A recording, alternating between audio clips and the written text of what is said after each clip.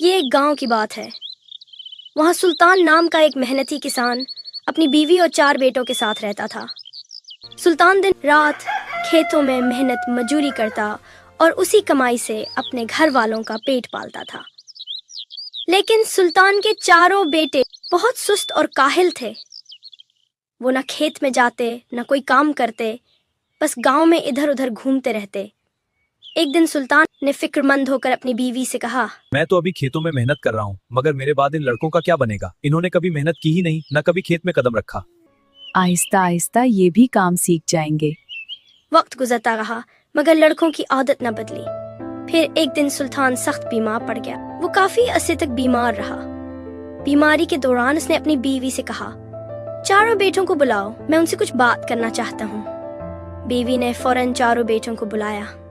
بیٹو جلدی آؤ، جلدی آؤ، آ گئے میرے بچے۔ جب وہ آئے تو سلطان نے کمزور آواز میں کہا، بیٹو اب میرا وقت زیادہ نہیں رہا۔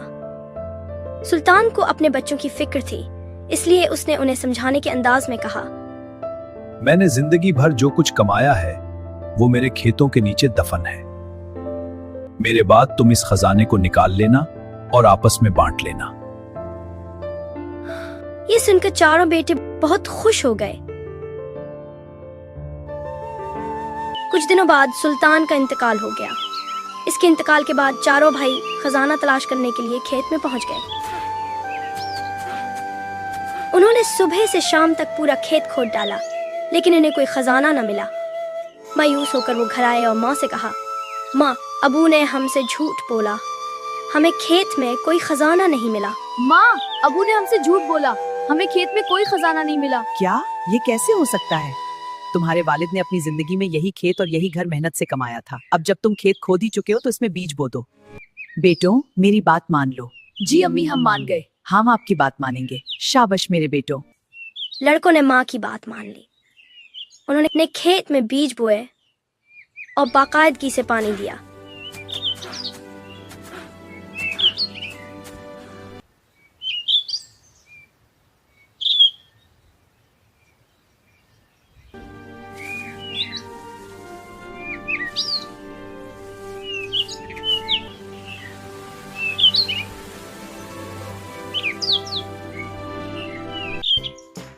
کچھ وقت بعد فصل تیار ہو گئی۔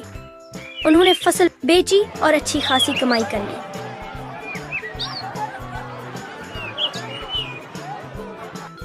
جب وہ خوشی سے اپنی ماں کے پاس آئے تو ماں نے کہا، بیٹو تمہاری